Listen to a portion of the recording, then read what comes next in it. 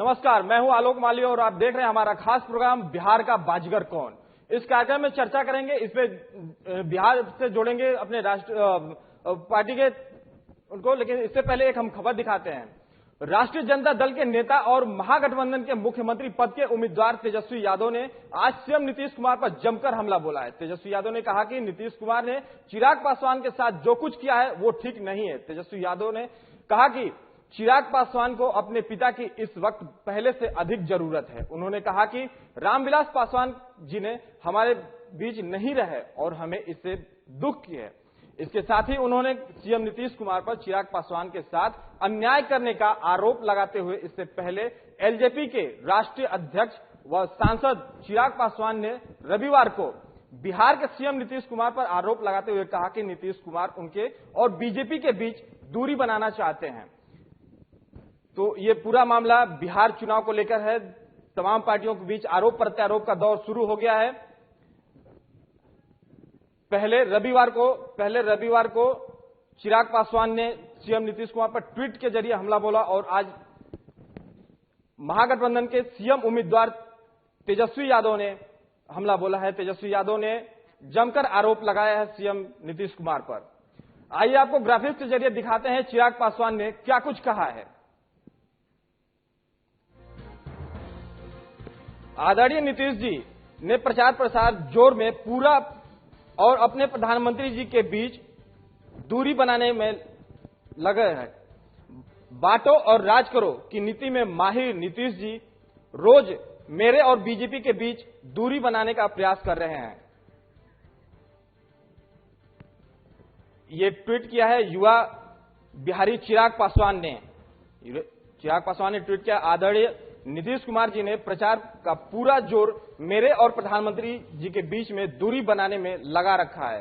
बांटो और राज करो की नीति में माहिर मुख्यमंत्री जी ने हर रोज मेरे और बीजेपी के बीच में दूरी बनाने का प्रयास कर रहे हैं। ये कहना है युवा बिहारी चिराग पासवान का।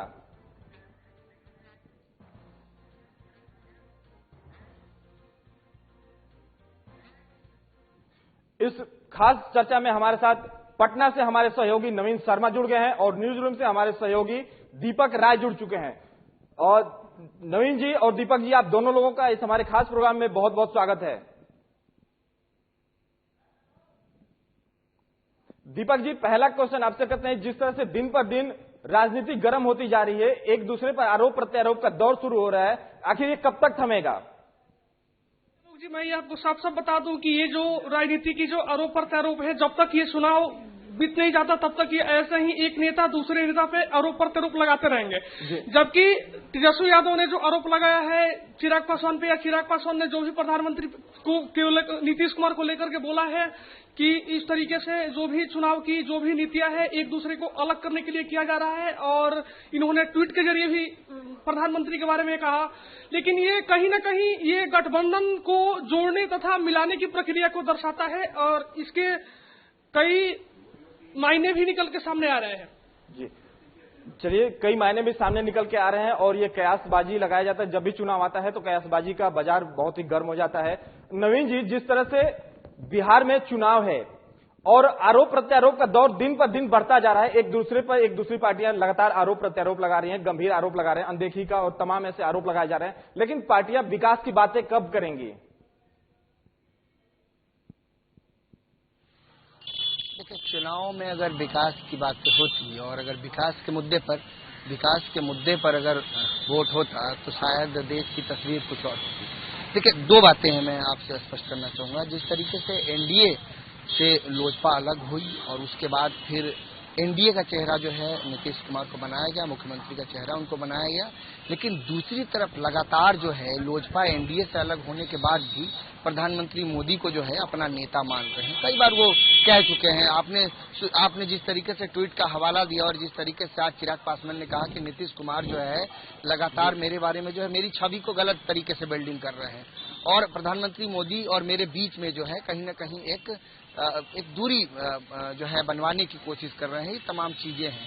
ठीक है, लेकिन सबसे बड़ी बात इस बार के चुनाव में जो बहुत खास है वो कहीं न कहीं एनडीए पूरे चुनाव में, जब तक बिहार में विधानसभा चुनाव है, एनडीए में लोजपा का जो किरदार है इस किरदार को 2020 में याद किया जाएगा इस विधानसभा चुनाव में। एक तरफ आप साथ भी हैं, दूसरी तरफ आप साथ नहीं भी हैं, लेकिन इन सब के चीज में सबसे ज्यादा अगर नुकसान या फिर फायदा अगर कुछ होने जा रहा है तो इसमें बीजेपी और जेडीयू को होने जा रहा है। जेडीयू अगर अपनी जमीन इस विधानसभा में तलाश रही है तो उसे ऐसा लगता है लोजपा का जो ये डबल स्टैंड है, इस लोजपा के डबल स्टैंड से उसको नुकसान हो सकता है, और यही कारण है कि नीतीश कुमार अब मुखर होकर के लोजपा के खिलाफ बोलने लगे हैं। तेजस्वी का भी बयान आया कि आज नीतीश कुमार जो है चिराग पासवान के साथ जो है गलत कर रहे हैं, ये सही नहीं है। खैर आदर्श मेरे साथ जो है हमारे सहयोगी पटना से जो हैं वो मौजूद हैं, अभिषेक जी, उनसे भी बात करेंगे, इस पूरे राजनीति पर उनसे भी चर्चा करेंगे कि अभिषेक, जिस तरीके से बिहार विधानसभा चुनाव 2020 में लोजपा का स्टैंड है, डबल स्टैंड, आपको नहीं लगता कि इस बार चुनाव में कहीं न कहीं केंद्र बिंदु में लोजपा है?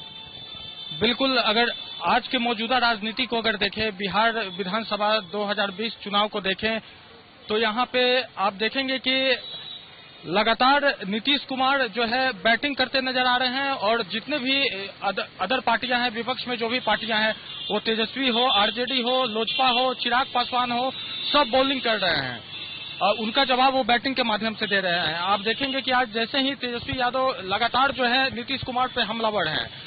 पिछले दिनों उन्होंने नीतीश कुमार को खुले तौर पे चैलेंज दे दिया था कि अगर वो अपने गृह जिला से अगर चुनाव, हनुमान भी कह रहे थे अपने, हाँ हनुमान भी कह रहे थे, तो उन्होंने खुली चुनौती दी थी नीतीश कुमार को कि अगर वो अपने गृह जिला से अगर चुनाव लड़ते हैं तो मैं उन्हें चैलेंज देता हूं कि वो चुनाव लड़के दिखाएं, मैं भी लड़के दिखाता हूं कौन जीता। इनका चैलेंज को आप कितना देख रहे हैं कि जमीन? नहीं, मेरी बात को पूरी हो जाने दीजिए। फिर आज उन्होंने चैलेंज दिया है कि आज मैं उनके साथ डिबेट करने के लिए तैयार हूं, किसी मुद्दे पे नीतीश कुमार के साथ मैं डिबेट करने के लिए तैयार हूं अगर वो चाहें तो आप देखेंगे कि नीतीश कुमार पे जितने भी हैं, जितनी भी पार्टियां हैं, खासकर तेजस्वी, चिराग, जो युवा बेस पार्टी है, जिसके सुप्रीमो युवा है, जिसके चेहरा युवा है, वो लगातार नीतीश कुमार पे हमला कर रहे हैं। दूसरी बात अगर चिराग पासवान की अगर आप करें तो चिराग पासवान अभी बिहार के राजनीति में सबसे बड़े केंद्र बिंदु है। पहला रीजन केंद्र बिंदु होने का, क्योंकि वो एनडीए का एक मुख्य हिस्सा हुआ करते थे, लेकिन बीच चुनाव के दौरान ही वो एनडीए से अलग हो गए, और वो भी इस तरह से अलग हुए हैं जो अपने आप में एक राजनीति के लिए अलग बात होगी, क्योंकि केंद्र में वो साथ में है, बिहार चुनाव में अलग है, साथ ही उनके पिताजी का बीच में देहांत हो जाता है, और ऐसे में वो लगातार नीतीश कुमार पे हमलावर हैं। वो बोल रहे हैं, शुरू से ही आवाज उठाते रहे हैं, क्योंकि फर्स्ट बिहारी जो उनका अभियान था, उसके तहत वो लगातार हमलावर थे, क्योंकि वो कह रहे थे कि बिहार के जो मुख्यमंत्री नीतीश कुमार हैं, 7 निश्चय में उन्होंने कोई काम नहीं किया है, तमाम घोटाले हैं बिहार नीतीश कुमार के इस राज्य में।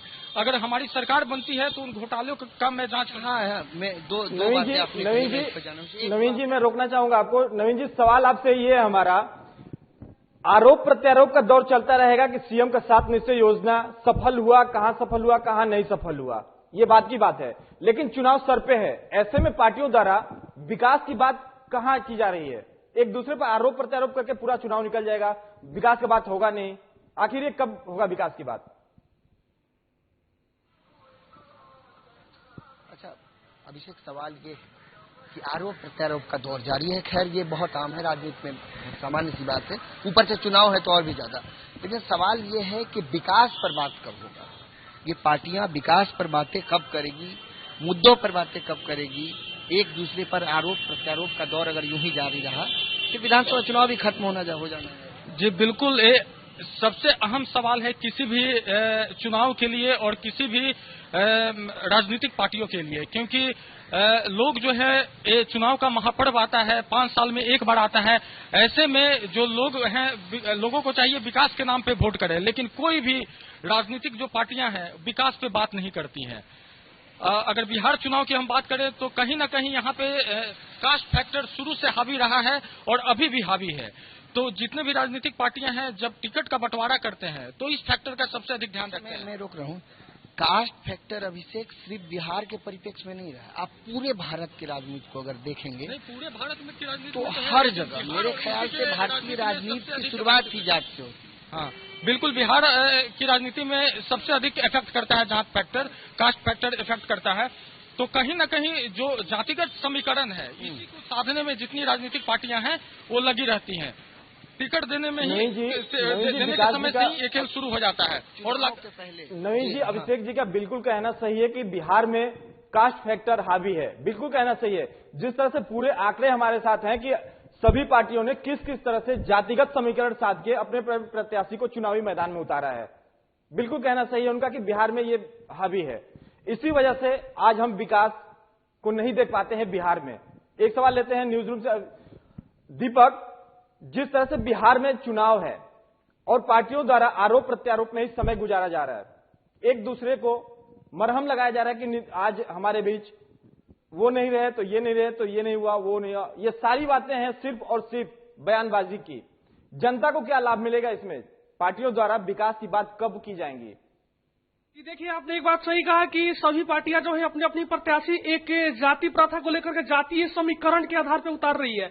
लेकिन यही एक चीज मैं आपको साफ बता देना चाहता हूं कि पार्टी जो भी हो, चाहे कांग्रेस हो, बीजेपी या जो भी पार्टी क्यों ना हो, जातीय समीकरण ये कहीं ना कहीं ये आम जनता के लिए, बिहार के नागरिकों के लिए ये वरदान कम अभिशाप ज्यादा है। क्योंकि आमतौर पर देखा जाए तो जो चीजें सरकार के द्वारा पास होती है, पास तो हो जाती है, लेकिन कहीं ना कहीं ये जो भी जैसे विधवा पेंशन में या किसी भी प्रकार की कोई भी चीज क्यों ना हो, कोई भी समीक्षा क्यों ना हो, कोई भी लाभकारी योजना क्यों ना हो, ये आम जनता तक नहीं पहुंच पाता है। जब भी चुनाव की बिगुल बजती है, सभी पार्टियां जनता के प्रति अपना सिंपैथी दिखाने के लिए रोड पे उतर जाती है। कभी ये बिहार में ये खासकर देखने को मिल भी रहा है, जनता पहले भी देख चुकी है और आज भी देख रही है कि जब से चुनाव का बिगुल बजा है तब से हर पार्टी हर किसी के दरवाजे पे जाकर के वोट मांगने की काम स्टार्ट कर दिया है। लेकिन वहीं अगर देखा जाए चुनाव जीतने के बाद अगर आम जनता उन लोगों के दरवाजे पे जाती है कि हमारी ये समस्या है, हमारी वो समस्या है, लेकिन इस समस्या का समाधान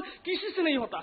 इस समस्या का समाधान किसी से नहीं होगा। यदि पार्टियां करनी चाहे, सरकार करनी चाहे तो जरूर समस्या का समाधान होगा।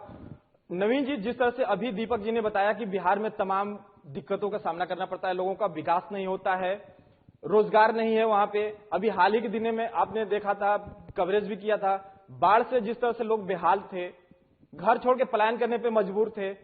क्या इसे माना जाए कि जातिगत का दुर्गम है, जातिगत की वजह से विकास नहीं हो पा रहा है शहर का, क्षेत्र का? आलोक, मैं आपको वहीं पर ले जाने की कोशिश करता हूँ। देखिए, सबसे पहले जब आप यहाँ की राजनीति जो समीकरण है उसको समझिए। पहले देखिए, नेता जब हमारे समाज से खड़ा होता है तो नेता सबसे पहले जाति का नेतृत्व करता है, जाति का नेतृत्व करता है, फिर वो समाज का नेतृत्व करता है, समाज का नेतृत्व करने के बाद फिर वो राजनीति में अपनी भागीदारी जो है स्पष्ट करता है, और उसके बाद फिर वो पर्टिकुलर एक खास समुदाय से उसके ऊपर एक टैग लगता है, और फिर बड़े स्तर पर अगर वो राजनीति करता है तो एक बड़ा नेता हो सकता है। लेकिन उसकी शुरुआत कहीं न कहीं एक खास जाति या खास समुदाय का नेतृत्व करने के रूप से ही राजनीति में शुरू होता है। देखिए, जहाँ तक विकास की बात करें तो अगर विकास के मुद्दों पर चुनाव होता तो आप भारत के जो तमाम राज्यों में जो चुनावी व्यवस्था, जो चुनाव होते हैं या फिर देश में चुनाव होते हैं, उसकी तस्वीर कुछ अलग होती। अगर विकास के मुद्दे पर वोट दिया जाता तो जितने विधान, आपने बाढ़ की बात की, आप बताइए ना, बाढ़ की समस्या क्या कोई चुनावी मुद्दा आज तक किसी पार्टी ने बनाया क्या? अच्छा ठीक है, चुनाव में मुद्दे उठे, बाढ़ का समस्या, बाढ़ जैसी विकास की बात तो हो ही नहीं रही है, बाढ़ की बात तो हो ही नहीं रही है, बाढ़ के निपटारे की बात तो हो ही नहीं रही है, एक दूसरे पर आरोप प्रत्यारोप है। आखिर ये कब तक? इससे जनता की भला कैसे होगा? यही कारण है कि आज स्थानीय जनता है वो वोट बहिष्कार की बात कर रही है, नेताओं को गांव में जाने नहीं दे रहे हैं, गाली गलौज करके भगा दिया जा रहा है। अच्छा, अभी हाल में जिस तरीके से नीतीश कुमार 15 साल से बिहार की सरकार है, सुशासन की सरकार, कई रैलियों में जो है उनके विधायकों को उनको भी बहिष्कार झेलना पड़ा लोगों से। ये क्या उनके राजनीति का अंत दिखता है क्या आपको, या फिर विकास का गुम हो जाना मुद्दों से, राजनीति से, इससे नुकसान है? देखिए, जिस तरह नीतीश कुमार का ये 5 साल का कार्यकाल है, अगर 15 साल के कार्यकाल को ले नीतीश कुमार का तीसरा टर्म जो था 5 साल का, वो कहीं ना कहीं इसमें विकास प्रभावित हुआ है। और जितने भी एनडीए के जो विधायक हैं अपने क्षेत्र में लगातार जो कैंपेन करने के लिए जा रहे हैं, तो कहीं ना कहीं लोगों के आक्रोश का सामना करना पड़ रहा है। क्योंकि जैसे ही 5 साल की सरकार को देखे तो शुरुआती दौर का जो 1 साल था ये महागठबंधन के साथ था, 1 साल के बाद महागठबंधन से अलग होने में ये 5 साल पूरी तरह इस सरकार बचाने और बनाने में ही जितने भी मुख्यमंत्री नीतीश कुमार और जितने भी मंत्रिमंडल के लोग थे ये लगे रहे हैं। और ऐसे में कहीं न कहीं विकास पूरे बिहार में प्रभावित हुआ है। और इस दौरान 5 साल के दौरान अगर हम बात करें तो तमाम तरह के घोटाले सामने निकल के आए हैं। सृजन घोटाला और सबसे अगर प्रसिद्ध बात करें आप तो मुजफ्फरपुर का बालिका गृह कांड, ये अपने आप में नीतीश सरकार की सबसे बड़ी नाकामियां। मुजफ्फरपुर बालिका गृह कांड का जिक्र अक्सर होता है, हो भी रहा है, लेकिन अब सुनने में आ रहा है जिस जुर्म में उनके पति हिरासत में है, अभी जेल में है, उनकी पत्नी को जो है टिकट दे दिया है जेडीयू ने। जी बिल्कुल, मंजू वर्मा को टिकट मिला है। और इसको लेकर विपक्ष जो है काफी नीतीश कुमार पे हमलावर था कि आखिर जो सजा याफ्ता जो है उनको टिकट दिया गया है। तो कहीं न कहीं जो नीतीश कुमार का ये 5 साल रहा है तो इसमें विकास कहीं नहीं दिखता है, सिर्फ कागजों को छोड़ के, जमीनी हकीकत कागजों को छोड़ के विकास कहीं नहीं दिखता है। नवीन जी, आपसे एक छोटा सा सवाल, आप दिन प्रतिदिन हर एक नए विधानसभा क्षेत्र का दौरा कर रहे हैं, वहां जनता से मिल रहे हैं, रूबरू हो रहे हैं, उनका 1 to 1 कर रहे हैं, आखिर इस बार चुनाव में जनता का क्या मूड है? देखिए, कई विधानसभा क्षेत्र अभी तक हम लोग घूम चुके हैं, तकरीबन 50 विधानसभा क्षेत्र हम लोगों ने घूमा है, लोगों से बात की है तमाम मुद्दों पर, तमाम चीजों पर कि इस बार का विधानसभा चुनाव खास है क्या इस बार विधानसभा चुनाव में सरकार बदल सकता है क्या। देखिए, आम लोगों से जब आप बात करेंगे तो वो अपनी बातों को रखते हैं, मुद्दों की बात करते हैं, वो कहते हैं कि हमारे यहाँ काम नहीं हुआ, हमारे यहाँ विकास नहीं हुआ, हमें एक चीज की समस्या है, महंगाई की बात करते हैं, शिक्षा की बात करते हैं, बेरोजगारी की बात करते हैं, तमाम चीजों का जिक्र करते हैं। क्षेत्र में समस्या है, बाढ़ है, पैसे नहीं है लोगों के पास, बेरोजगार हो गए हैं लोग, महंगाई दिन रात बढ़ रही है। लेकिन सवाल है भाई साहब कि जो हमारे देश के, राज्य के जो नेता हैं, जो वोट मांगने जा रहे हैं लोगों के पास, कई लोगों से हमने बात किया, विश्वास करेंगे वो लोग कहते कि हमें क्या फर्क पड़ता है किसी की भी सरकार बन जाए। यानी नाउम्मीद हो जाना, लोकतंत्र में जनता का नाउम्मीद हो जाना, ये लोकतंत्र का दुर्भाग्य है। तो लोकतंत्र की खूबसूरती है कि हम जिसे चुनते हैं वो जाते हैं और जो है शासन करते हैं और हमारी जो समस्या है उन समस्याओं को उठाते हैं, हमारी समस्या को दूर करते हैं। लेकिन ये खूबसूरती, लेकिन होता कहाँ है ये? हम एक अपने समाज के एक प्रतिनिधि को उठाते हैं, उसको वोट करते हैं, उसको संविधान जो है विधानसभा में भेजते हैं, संसद में भेजते हैं, लेकिन वो हमारे लिए क्या करते हैं? नवीन जी, जो आप बातें कह रहे हैं कि अगर जो प्रतिनिधि जनता का ख्याल रखे तो सब कुछ अच्छा हो जाएगा, सब कुछ अच्छा हो जाएगा, बिल्कुल सही कहा आपने। अगर जो, लेकिन ऐसा होता कहाँ है? बात यह है कि ऐसा होता कहाँ है, सबसे बड़ी सवाल है। अगर जो ऐसा होने जाए तो जनता के बीच क्षेत्र में कोई समस्या ही नहीं रहेगी। बढ़ते हैं अगली खबर को। बिहार विधानसभा चुनाव का सियासी माहौल पूरे शबाब पर है, खासकर जेडीयू नेता और सीएम नीतीश कुमार और मुख्य विपक्षी दल आरजेडी के सीएम उम्मीदवार तेजस्वी यादव के बीच एक दूसरे के खिलाफ बयानबाजी दिन पर दिन चरम पर पहुंचती जा रही है। इसी क्रम में आज तेजस्वी यादव ने खुद को बतौर मुख्यमंत्री उम्मीदवार पेश करते हुए नीतीश कुमार को चुनाव से पहले ही बहस करने की खुली चुनौती दे डाली। तेजस्वी यादव ने कहा कि लोगों ने नीतीश कुमार को लेकर भारी गुस्सा है, बड़ी संख्या में लोग आगे आकर अपनी नाराजगी जाहिर कर रहे हैं। ऐसे में नीतीश कुमार को हम खुली चुनौती देते हैं कि वो जब चाहे, जहां चाहे जनता के बीच आए और खुली बहस कर लें। इसी के साथ ही तेजस्वी ने खुली बहस करने का एक नई परंपरा की अपील भी कर डाली है। जैसे जैसे दिन पर दिन चुनाव नजदीक आते जा रहे हैं, वैसे वैसे नेताओं के बीच आरोप प्रत्यारोप का दौर बढ़ता जा रहा है। तेजस्वी यादव ने आज सीएम नीतीश कुमार को जब चाहे, जहां चाहे खुली बहस करने की चुनौती दे डाली है।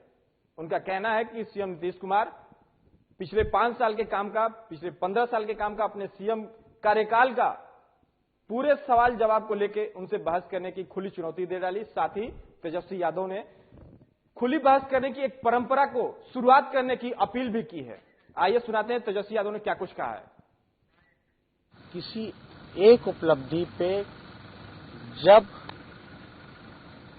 कहीं हम उनको चुनौती देते हैं, उस उपलब्धि पे हमसे कहीं भी डिबेट करते हैं। जो भी 15 साल में उनकी उपलब्धि रही, हम इसके लिए तैयार हैं। और हमको लगता है कि एक नई परंपरा भी शुरू करनी चाहिए, क्योंकि बिहार जो है लोकतंत्र की जननी रही है। वैशाली का गौरवशाली इतिहास बिहार का रहा है, तो मुख्यमंत्री जी से हम कहना चाहते हैं कि क्यों ना चीफ मिनिस्टर कैंडिडेट को लेकर के जो डिबेट होने चाहिए वो भी शुरुआत होनी चाहिए। और हम इसके लिए विनम्रता से मुख्यमंत्री जी से आग्रह करेंगे कि हमारी चुनौती को जो है वो स्वीकार करें।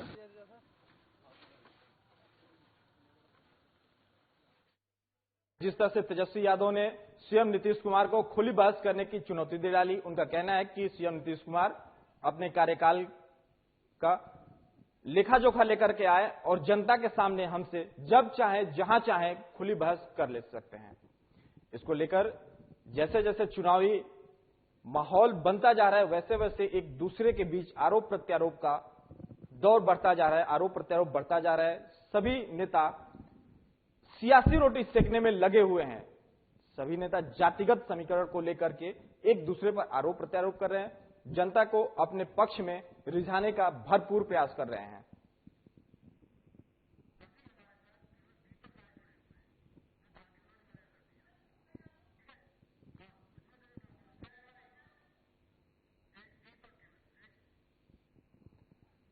इस खबर पर हमारे न्यूज रूम से हमारे सहयोगी दीपक राय जुड़े हैं। दीपक, जिस तरह से एक दूसरे पर आरोप प्रत्यारोप का दौर शुरू हो गया है, क्या लगता है विकास होगा, संभव है?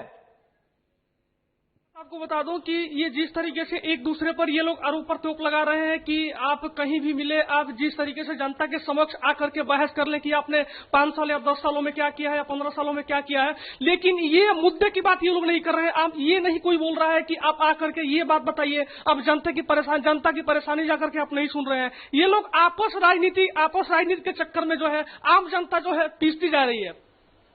जी, ये जिस तरह से सीएम नीतीश कुमार को कार्यकाल का लेकर के तेजस्वी यादव ने उन्हें खुली चुनौती दी है, क्या लगता है ये विकास की बात है? इससे विकास होगा? जी बिल्कुल नहीं, ये विकास की बात नहीं है। ये एक दूसरे की बयानबाजी है कि हम अच्छे हैं तो हम अच्छे हैं, लेकिन अगर आमतौर पे देखा जाए तो अच्छा कौन है? अगर जाकर के फील्ड में आप ग्राउंड में जाकर देखिए, सरकार जाकर के अपनी कार्य को खुद पुनरीक्षण करे कि हम क्या किए हैं, कितने पानी में है, कितने ऊपर है, तो उनका पुनरीक्षण उनके सामने, उनका रिजल्ट खुद उनके सामने होगा। लेकिन ऐसा कोई नहीं करेगा। ये जब तक चुनाव जो है कोई जीत करके अपनी गद्दी पे नहीं बैठ जाता, तब तक इसका बयानबाजी ऐसे ही चलता रहेगा। ये जनता के साथ ये सरासर अन्याय है। बिल्कुल, जनता के साथ ये सरासर अन्याय है, लेकिन सवाल यही है कि जनता आखिर कब तक ऐसे नेताओं को झेलती रहेगी? जनता के सामने विकल्प क्या होगा? जनता को कब विकास मिलेगा, रामराज कब मिलेगा?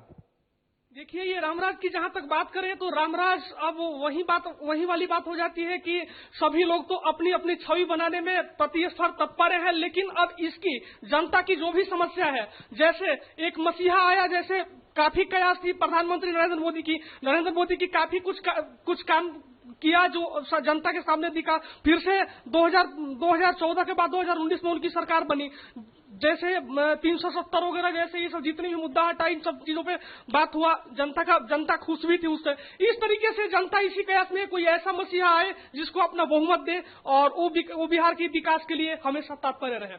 हमेशा तत्पर है, ऐसा होना भी चाहिए।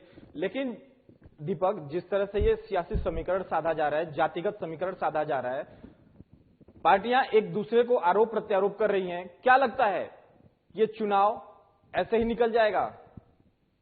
देखिए, आमतौर पर देखा जाए तो जैसे जनता है वैसे नेता। अगर कहने का मतलब ये, मैं एक बात और बता देना चाहता हूं आपको कि जनता अगर चाहे तो किसी की सरकार बना सकती है और जनता अगर चाहे तो किसी की सरकार बिगाड़ सकती है, लेकिन जनता भी कहीं ना कहीं जाति प्रथा को लेकर के सक्रिय है, अपनी माइंड सेटअप कर चुकी है कि हमें किसको वोट देना है। वहां पे बिहार में आमतौर पर देखा जाए कई ऐसे विधानसभा क्षेत्र है जहां पे लोग नेता को नहीं देखते, अपना जात प्रथा देखते हैं कि ये किस जाति के हमारे नेता है, वो किस जाति के नेता है। तो कहीं ना कहीं इसका खामियाजा जनता को भुगतना इसलिए पड़ रहा है कि कहीं ना कहीं जनता भी इस चीज को लेकर के दोषी है।